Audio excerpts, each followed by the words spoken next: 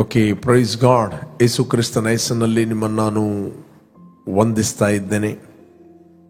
ದೇವರ ವಾಕ್ಯ ಹೇಳ್ತದೆ, ಆತನನ್ನೇ ದೃಷ್ಟಿಸುವವರು ಪ್ರಕಾಶವನ್ನು ಹೊಂದುವರು, ಅವರ ಮುಖವು ಯಾವತ್ತೂ ಲಜ್ಜೆಯಿಂದ ಕೆಡುವುದೇ ಇಲ್ಲ.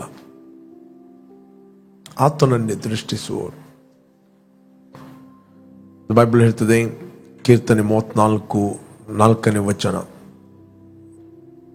5ನೇ ವಚನದಿಂದ ನಾವು ಓದಿದ್ರೆ ನಮಗೆ ಸಿಗ್ತದೆ. 34:5, ಆತನನ್ನೇ ದೃಷ್ಟಿಸುವರು ಪ್ರಕಾಶವನ್ನು ಹೊಂದುವರು, ಅವರ ಮುಖವು ಲಜ್ಜೆಯಿಂದ ಕೆಡುವುದೇ ಇಲ್ಲ. ಆತನನ್ನೇ ದೃಷ್ಟಿಸುವುದಂದರೆ ಪ್ರತಿಯೊಂದು ಸಮಯದಲ್ಲಿ ನಾವು ಆತನನ್ನೇ ನೋಡುವುದು. Praise God. ಆತ ನಮ್ಮ ಸಹಾಯಕನು, ಆತ ನಮ್ಮ ವಿಮೋಚಕನು, ಆತ ನಮ್ಮ ಕೋಟೆಯು, ಆತ ನಮ್ಮ ದುರ್ಗವು, ಆತ ನಮ್ಮ ಗುರಾಣಿಯು, ಆತ ನಮ್ಮ ಗೌರವಕ್ಕೆ ಆಧಾರನು, ಆತ ನಮ್ಮನ್ನು ಬಲಪಡಿಸುವ ಆತನು, ಆತ ನಮ್ಮ ರಕ್ಷಕನು, ಆತ ನಮ್ಮ ಬಂಡೆಯು, ಆತ ನಮ್ಮ ಬೆಳಕು, ಆತ ನಮ್ಮ ಜೀವವು, ಆತ ನಮಗೆ ದಯೆಯು ಕರುಣೆ ಉಳ್ಳಾತನು. Praise God.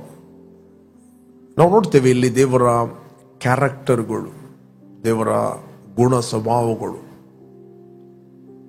ಇವತ್ತು ದೇವರು ನಮ್ಮನ್ನು ಕತ್ತಲೆ ಒಳಗಿಂದ ಕರೆದು ತನ್ನ ಆಶ್ಚರ್ಯಕರವಾದ ಬೆಳಕಿನಲ್ಲಿ ಸೇರಿಸ್ತಾ ಆತನ ಗುಣಾತಿಶಯಗಳನ್ನು ಪ್ರಚುರಪಡಿಸಬೇಕೆಂದು ನಮ್ಮನ್ನು ರಾಜ್ಯವಂಶಸ್ಥರಾದ ಯಾಜಕರು, ಮೀಸಲಾದ ಜನ, ಆತನ ಸ್ವಕೀಯ ಪ್ರಜೆಯನ್ನಾಗಿ ಆತನು ಮಾಡಿದ್ದಾನೆ.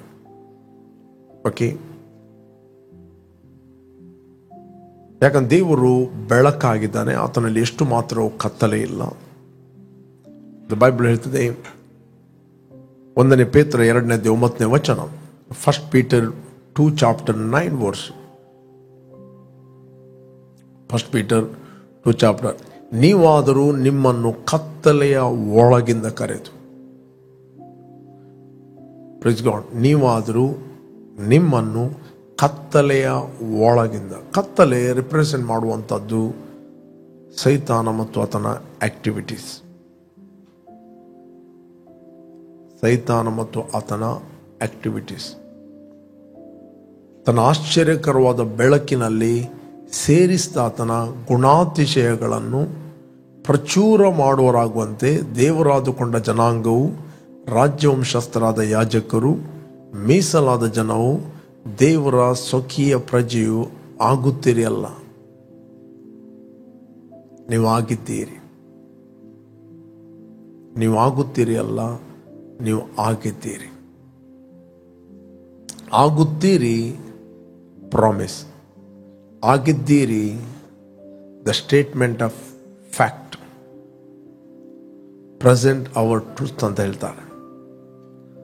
Present our reality, the statement who you R.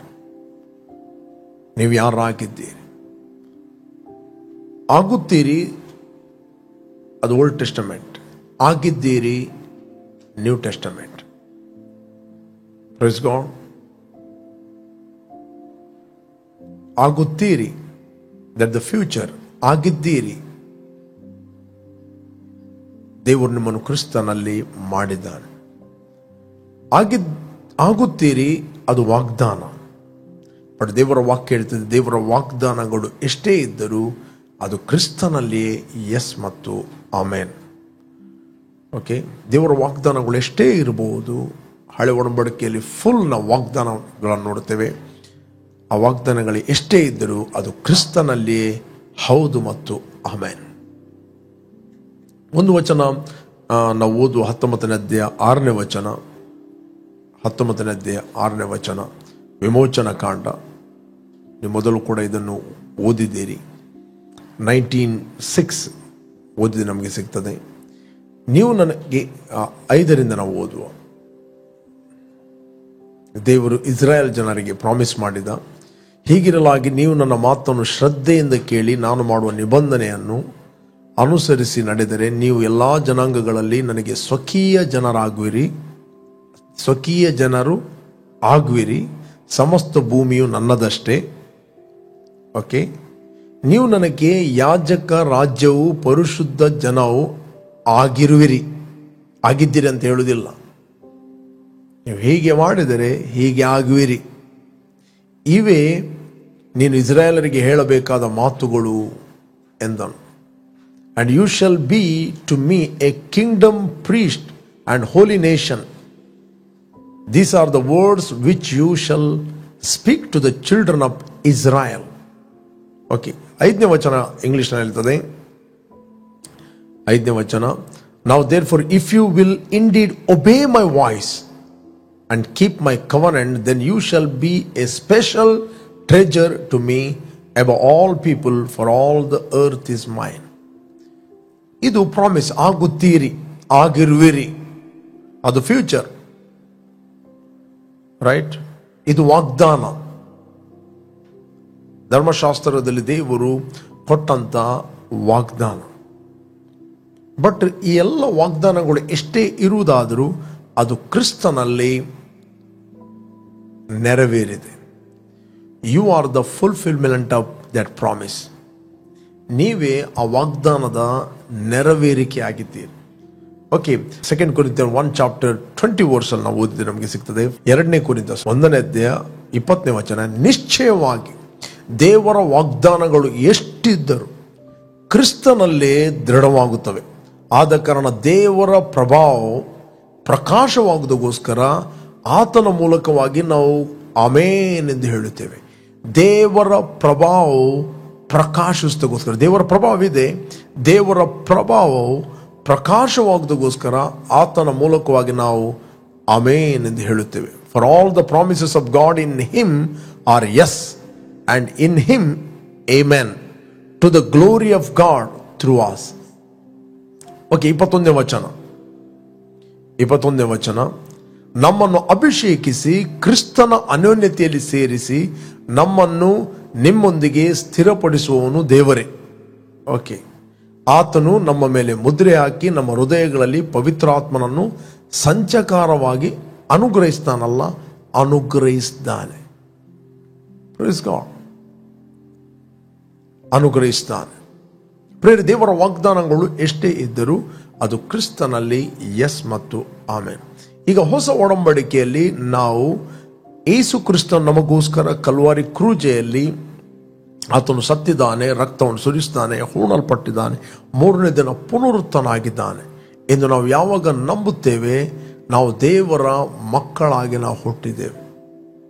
Number 1. Number 2, ಒಂದು ಕಾಲದಲ್ಲಿ ನಾವು ಕತ್ತಲೆ ಆಗಿದ್ದೆವು, ಈಗ ಕ್ರಿಸ್ತನಲ್ಲಿ ನಾವು ಬೆಳಕಾಗ್ತೇವೆ ಅಲ್ಲ, ನಾವು ಬೆಳಕಾಗಿದ್ದೇವೆ.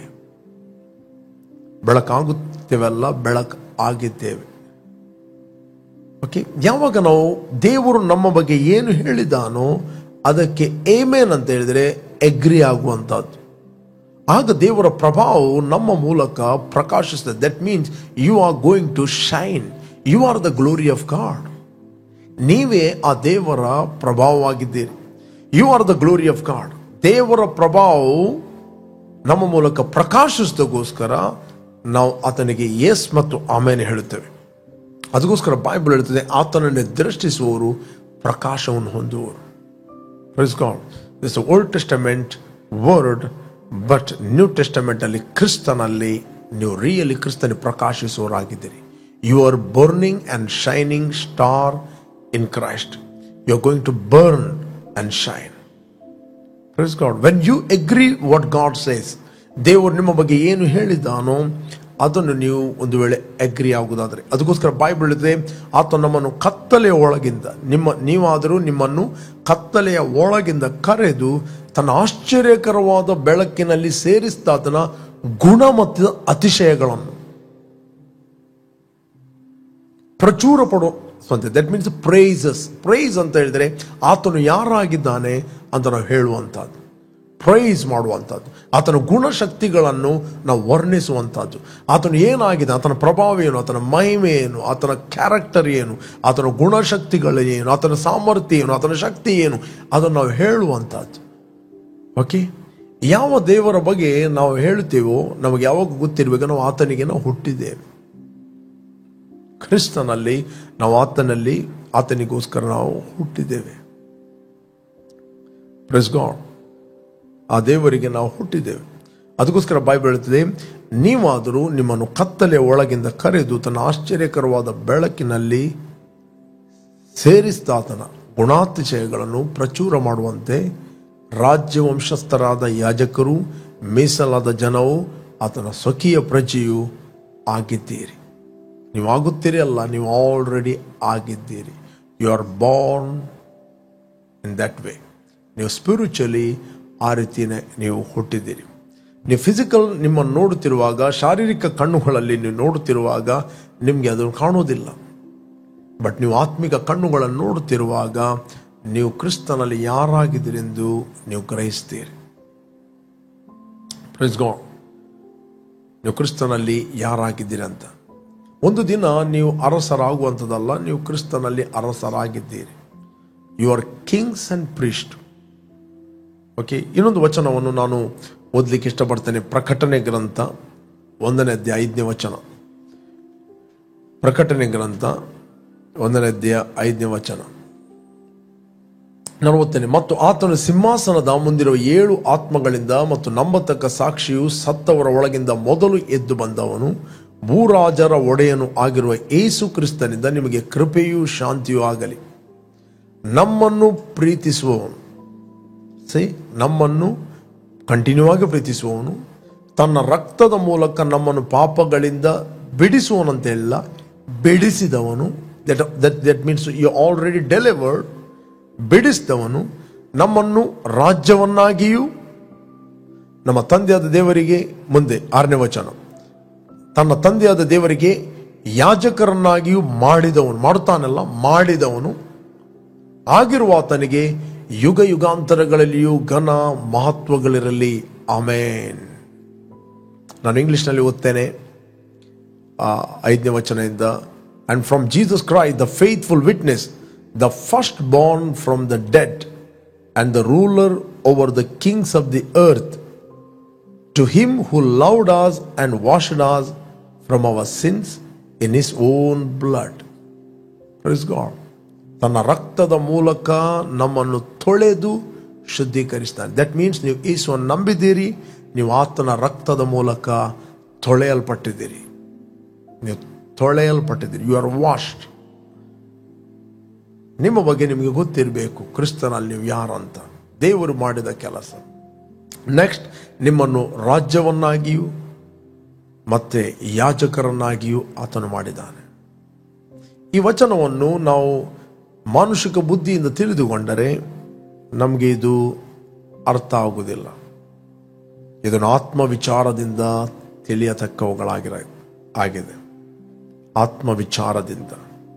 ಅದಕ್ಕೆ ಈ ಸಮಯದ ಬದುಕಿಸುವಂಥದ್ದು ಆತ್ಮವೇ, ಮಾಂಸ ಯಾವ ಪ್ರಯೋಜನಕ್ಕೆ ಬರಲಿಲ್ಲ.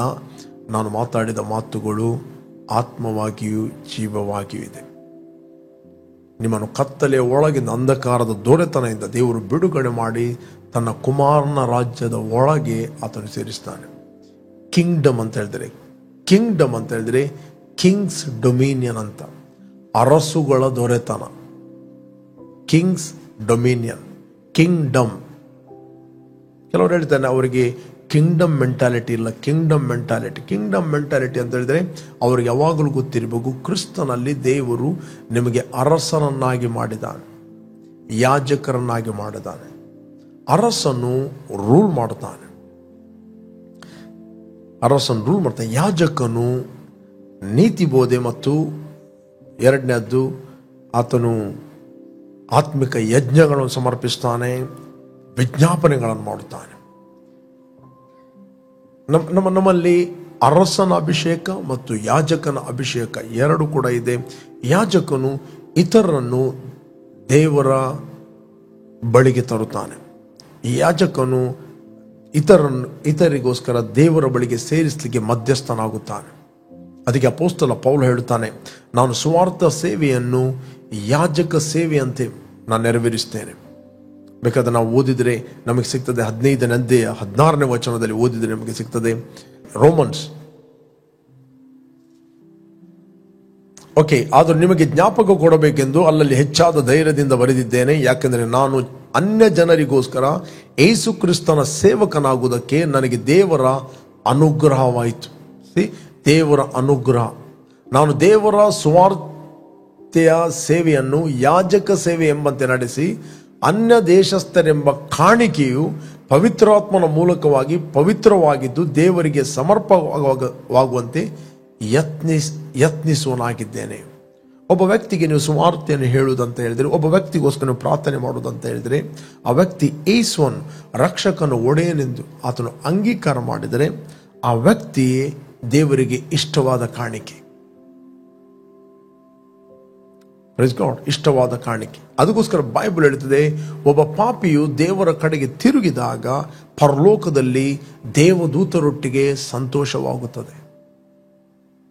ಪ್ರತಿಯೊಬ್ಬ ವಿಶ್ವಾಸಿಗೆ ಅವನು ಗೊತ್ತಿರಬೇಕು, ಅವನ ಅರಸನಾಗಿದ್ದಾನೆ ಮತ್ತು ಕ್ರಿಸ್ತನಲ್ಲಿ ಸ್ಪಿರಿಚುವಲ್ ಆತನು ಯಾಜಕನಾಗಿದ್ದಾನೆ. ಪ್ರತಿಯೊಬ್ಬ ವಿಶ್ವಾಸಿಯ ರೆಸ್ಪಾನ್ಸಿಬಿಲಿಟಿ, ನಾವು ಸುವಾರ್ತೆಯನ್ನು ಇತರಿಗೆ ಹೇಳಬೇಕು. ಸಮಾಧಾನದ ಸುವಾರ್ತೆಯನ್ನು ಸಾರುವಂತ ಸಿದ್ಧ ಮನಸ್ಸೆಂಬ ಕೆರಗಳನ್ನು ಯಾವಾಗಲೂ ಮೆಟ್ಟಿ ನಿಲ್ಲಿರಿ. ದೇವರು ನಿನ್ನನ್ನು ಯಾವ ಕ್ಷೇತ್ರದಲ್ಲಿ ಇಟ್ಟಿದ್ದಾನೆ, ಯಾವ ಭಾಗದಲ್ಲಿ ಇಟ್ಟಿದ್ದಾನೆ.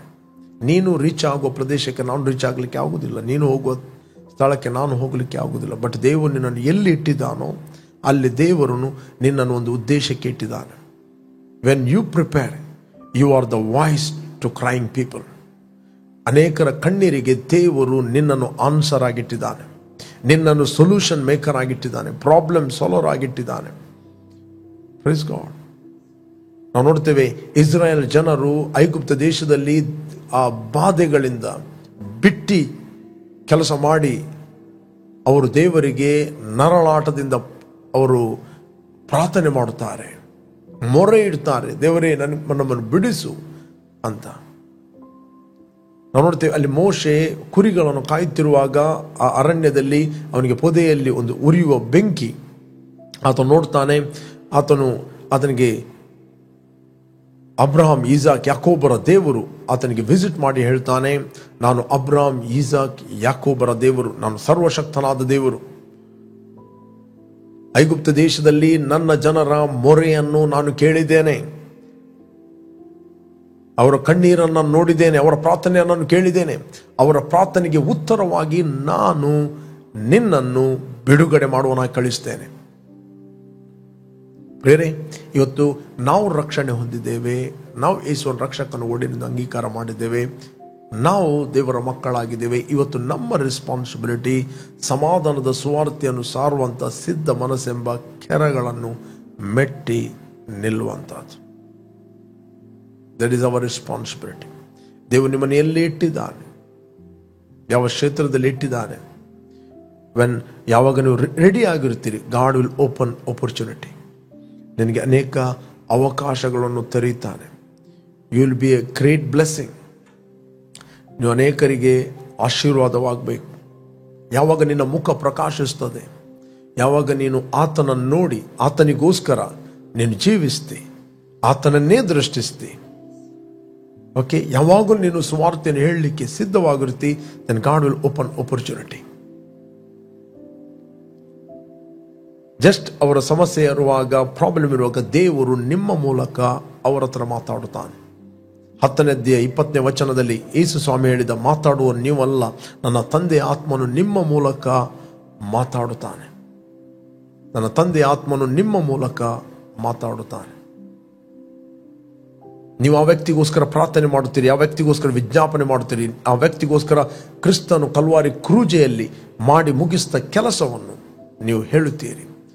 ದೇವರು ಅವರ ಅಪರಾಧಗಳನ್ನು ಅವರ ಲೆಕ್ಕಕ್ಕೆ ಹಾಕದೆ ಕ್ರಿಸ್ತನಲ್ಲಿ ಅವರನ್ನು ದೇವರಿಗೆ ಸಮಾಧಾನ ಪಡಿಸಿಕೊಳ್ಳುತ್ತಿದ್ದಾನೆ ಎಂಬ ಸಾರುವ ಸೇವೆಗೆ ದೇವರು ನನ್ನನ್ನು ಮತ್ತು ನಿನ್ನನ್ನು ಆರಿಸಿದ್ದಾನೆ. Praise God.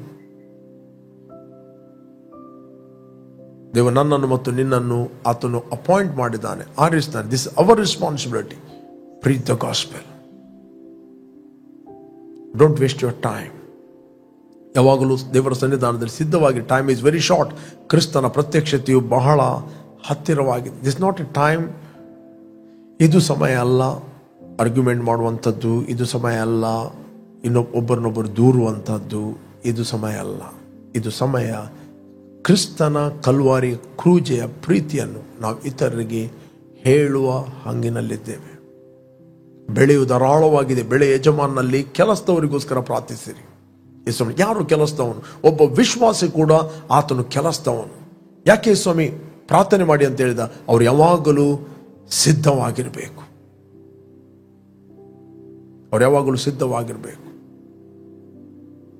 ಪ್ರತಿಯೊಬ್ಬ ವಿಶ್ವಾಸಿ ಆತನು ಕೆಲಸದವನಾಗಿದ್ದಾನೆ. ಯಾಕೆ ಅವರಿಗೋಸ್ಕರ ಪ್ರಾರ್ಥನೆ ಮಾಡಿ? ಅವರು ಯಾವಾಗಲೂ ಆ ಸುವಾರ್ತೆಯನ್ನು ಹೇಳಲು ಸಿದ್ಧವಾಗಿರಬೇಕು.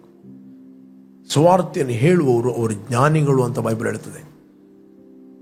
11ನೇ ಅಧ್ಯಾಯ 30ನೇ ವಚನದಲ್ಲಿ ನಾವು ಓದಿದ್ರೆ ನಮಗೆ ಸಿಗ್ತದೆ. ಜಾನೋಕ್ತಿಯಲ್ಲಿ 11 chapter 34 11 chapter. ಓಕೆ, ಇಲ್ಲಿ ನಾನು ಕನ್ನಡದಲ್ಲಿ ಹೋಗ್ತೇನೆ. ಧರ್ಮಾತ್ಮನ ಫಲ ಜೀವವೃಕ್ಷ, ಜ್ಞಾನಿಯು ಆತ್ಮಗಳನ್ನು ಆಕರ್ಷಿಸುವನು. ರೈಟ್. ಇಂಗ್ಲಿಷ್ನಲ್ಲಿ ಹೇಳ್ತದೆ, the fruit of the righteous is a tree of life and he who wins souls is wise. ಅಂದರೆ ಆತ್ಮಗಳನ್ನು ಗೆಲ್ಲುವವನು ಅವನು ಬುದ್ಧಿವಂತ ಅಂತ ಹೇಳ್ತದೆ. And he who wins souls is wise. ಅಲ್ಲಿ ಸ್ಕ್ರೀನಲ್ಲಿ ಇದೆ, ಓದಿರಿ. ಅಂದರೆ ಆತ್ಮಗಳನ್ನು ಗೆಲ್ಲುವವನು, ಒಬ್ಬ ವ್ಯಕ್ತಿಯನ್ನು ರಕ್ಷಣೆಗೆ ನಡೆಸುವ ಆತನು ಜ್ಞಾನಿ ಅಂತ ಹೇಳ್ತದೆ. Is wise. ಈಗ ಜ್ಞಾನಿಗಳು ಏನಾಗ್ತಾರೆ? ದಾನಿಯೇಲನ ಗ್ರಂಥ 12ನೇ ಅಧ್ಯಾಯ 3-4ನೇ ವಚನ. ದಾನಿಯೇಲನ ಗ್ರಂಥ. ಓಕೆ, ಜ್ಞಾನಿಗಳು ತೇಜೋಮಯವಾದ ಆಕಾಶ ಮಂಡಲದಂತೆ. ಜ್ಞಾನಿಗಳು ತೇಜೋಮಯವಾದ ಆಕಾಶ ಮಂಡಲದಂತೆ ಪ್ರಕಾಶಿಸುವವರು, ಬಹು ಜನರನ್ನು ಸಧರ್ಮಿಗಳನ್ನಾಗಿ ಮಾಡುವವರು. Those who are wise shall shine like the brightness of the firmament, and those who turn many to righteousness like the stars forever and forever. Forever and ever. Praise God. Okay? ಇಲ್ಲಿ Bible ಹೇಳ್ತದೆ, ಜ್ಞಾನಿಗಳು ತೇಜೋಮಯವಾದ ಆಕಾಶ ಮಂಡಲದಂತೆ ಪ್ರಕಾಶಿಸುವರು, ಬಹು ಜನರನ್ನು ಸಧರ್ಮಿಗಳನ್ನಾಗಿ ಮಾಡುವರು, ಯುಗ ಯುಗಾಂತರಗಳಲ್ಲಿ ನಕ್ಷತ್ರಗಳಾಗಿ ಹೊಳೆಯುವರು. ಯಾರು? ಸುವಾರ್ತೆಯನ್ನು ಸಾರುವವರು ಜ್ಞಾನಿಗಳು. ಒಬ್ಬನಿಗೆ ಅಟ್ಲೀಸ್ಟ್ ಒಂದು ಕಂಫರ್ಟ್ ವರ್ಡ್ ಅನ್ನು ನೀನು ಹೇಳುತ್ತಿ. You will be a mouthpiece of God. You will be a mouthpiece of God. ಪ್ರೇರೆ, ನಿನ್ನನ್ನು ಪ್ರತಿಯೊಬ್ಬರನ್ನು ದೇವರು ಉಪಯೋಗಿಸಲಿಕ್ಕೆ ಇಷ್ಟಪಡ್ತಾರೆ. ಆತನನ್ನೇ ದೃಷ್ಟಿಸುವವರು ಪ್ರಕಾಶವನ್ನು ಹೊಂದುವರು. ಯಾಕೆ ನಾವು ಸುವಾರ್ತೆಯನ್ನು ಸಾರುತ್ತೇವೆ? Because we love God, we love Jesus. ನಾವು ಯೇಸುವನ್ನು ಪ್ರೀತಿ ಮಾಡುತ್ತೇವೆ. ಯಾವ ಪ್ಲಾಟ್ಫಾರ್ಮ್ ಓಪನ್ ಇದೆ, it's opportunity to share the gospel. ಅವನು ಒಬ್ಬನೇ ಇರ್ಬೋದು, 100 ಮಂದಿ ಇರ್ಬೋದು, 1000 ಮಂದಿ ಇರ್ಬೋದು. ಆಪರ್ಚುನಿಟಿ ಇದೆ. Don't go to preparation. Okay, bus ready ಆಗಿರುವಾಗ ಪ್ರಿಪೇರ್ ಆಗಲಿಕ್ಕೆ ಹೋಗ್ಬೇಡ, ಅದು ಹೋಗ್ತದೆ. ಗಾಡಿ ರೆಡಿ ಆಗಿರುವಾಗ ಪ್ರಿಪೇರ್ ಆಗಲಿಕ್ಕೆ ಹೋಗ್ಬೇಡ, ಅದು ಹೋಗ್ತದೆ. ಗಾಡಿ ಬರುವಾಗ ಪ್ರಿಪೇರ್ ಆಗಿ ನಿಲ್ಲು. ಯಾವಾಗ ಬರ್ತದೆ ನೀವು ಎಂಟರ್ ಆಗ್ತಿ. You are moving forward. ನಾನು ನಿಮ್ಗೆ ಎನ್ಕರೇಜ್ ಮಾಡ್ತೇನೆ, ಆತನನ್ನೇ ದೃಷ್ಟಿಸುವವರು ಪ್ರಕಾಶವನ್ನು ಹೊಂದುವವರು. ಇಷ್ಟರವರೆಗೆ ನೀವು ಯೇಸುವನ್ನು ರಕ್ಷಕನ ಒಡೆಯನೆಂದು ಅಂಗೀಕಾರ ಮಾಡಲಿಲ್ಲ, it's the right time. Call Jesus in your heart. ನಿಮ್ಮ ಹೃದಯದಲ್ಲಿ ಕರೆಯಿರಿ. Salvation is A greatest gift. ರಕ್ಷಣೆ ಎಂಬುವಂಥದ್ದು ಅದು ದೊಡ್ಡ ಮಿರಕಲ್, ಅದು ವರವಾಗಿದೆ. It's A gift of god. ನಾನು ನಿಮ್ಮನ್ನು ಪ್ರಾರ್ಥನೆಯಲ್ಲಿ ಲೀಡ್ ಮಾಡುತ್ತೇನೆ ಮತ್ತು ದೇವರು ನಿಮ್ಮೆಲ್ಲರನ್ನು ಉಪಯೋಗಿಸಲು ಸಿದ್ಧನಾಗುತ್ತಾನೆ. ಯಾವಾಗ ನೀವು ದೇವರ ಉದ್ದೇಶದಲ್ಲಿ ನಡೆಯುತ್ತೀರಿ, ಉಳಿದೆಲ್ಲ ಸಂಗತಿಗಳು ನಿಮ್ಮ ಸೆಟಲ್ ಆಗ್ತವೆ. ದೇವರ ಉದ್ದೇಶವನ್ನು ಬಿಟ್ಟು ಕೆಲವು ಸೆಟಲ್ಮೆಂಟ್ಗೋಸ್ಕರ ನೋಡಬೇಡ್ರಿ. When we walk in the purpose of God, then all things settle. Praise God. Thank you, Lord. Thank you, Father. ತಂದೆ, ಯೇಸುವಿನ ನಾಮದಲ್ಲಿ ನಾವು ನಿನ್ನ ಸನ್ನಿಧಿಯಲ್ಲಿದ್ದೇವೆ. ಯೇಸುವೆ, ನೀನು ಸುರಿಸಿದ ರಕ್ತದ ಮೂಲಕ ನಮ್ಮ ಅಪರಾಧಗಳು ಪರಿಹಾರವಾಗಿ ನಮಗೆ ಬಿಡುಗಡೆ ಆಯಿತು. ಯೇಸುವೆ, ನೀನೇ ನಮ್ಮ ರಕ್ಷಕನ ಒಡೆಯನೆಂದು ನಾವು ನಿನ್ನ ಅಂಗೀಕಾರ ಮಾಡುತ್ತೇವೆ. ಯೇಸುವೆ, ನಿನ್ನನ್ನು ತಂದೆ ದೇವರು 3ನೇ ದಿನ ಎಬ್ಬಿಸಿದನೆಂದು ನಮ್ಮ ಹೃದಯದಲ್ಲಿ ನಂಬಿ ನಾವು ಬಾಯಿಂದ ಅರಿಕೆ ಮಾಡುತ್ತೇವೆ, ಯೇಸುವೆ ನಮ್ಮ ಕರ್ತನೆಂದು. ನೀನು ವಾಗ್ದಾನ ಮಾಡಿದ ಪವಿತ್ರಾತ್ಮ ವರವನ್ನು ನಾವು ನಂಬುತ್ತೇವೆ ಮತ್ತು ಅಂಗೀಕರಿಸ್ತೇವೆ. ತಂದೆ, ಇವತ್ತು ವಾಕ್ಯದ ಮೂಲಕ ನೀನು ಮಾತಾಡಿದೆ. ನಿನ್ನನ್ನೇ ದೃಷ್ಟಿಸುವವರು ಪ್ರಕಾಶವನ್ನು ಹೊಂದುವವರು, ಅವರ ಮುಖವು ಲಜ್ಜೆಯಿಂದ ಕೆಡುವುದೇ ಇಲ್ಲ. ನಮ್ಮನ್ನು ಕತ್ತಲೆಯ ಒಳಗಿಂದ ಕರೆದು ನಿನ್ನ ಆಶ್ಚರ್ಯಕರವಾದ ಬೆಳಕಿನಲ್ಲಿ ಸೇರಿಸಿದ ಆತನ ಗುಣಾತಿಶಯಗಳನ್ನು ಪ್ರಚುರ ಮಾಡಬೇಕೆಂದು ರಾಜ್ಯವಂಶಸ್ಥರಾದ ಯಾಜಕರು, ಮೀಸಲಾದ ಜನ, ಸ್ವಕೀಯ ಪ್ರಜೆಯನ್ನಾಗಿ ಮಾಡಿದ್ದಿ. ನಾವು ನಿನ್ನ ವಾಗ್ದಾನದ ಫಲವಾಗಿದ್ದೇವೆ. ಅನೇಕರನ್ನು ನಿನ್ನ ಬಳಿಗೆ ನಡೆಸಲಿಕ್ಕೆ ನಿನ್ನ ನಮ್ಮನ್ನು ಉಪಯೋಗಿಸ್ತೀವಿ. ಅದಕ್ಕೋಸ್ಕರ ಸ್ತೋತ್ರ. ಎಲ್ಲರೂ ಉಪಯೋಗಿಸಲ್ಪಡಲಿ, ಎಲ್ಲರೂ ಪವಿತ್ರಾತ್ಮ ಭರಿತರಾಗಲಿ. Fill them with the love of God. In Jesus' name. Amen. Amen. Amen. Amen. Amen.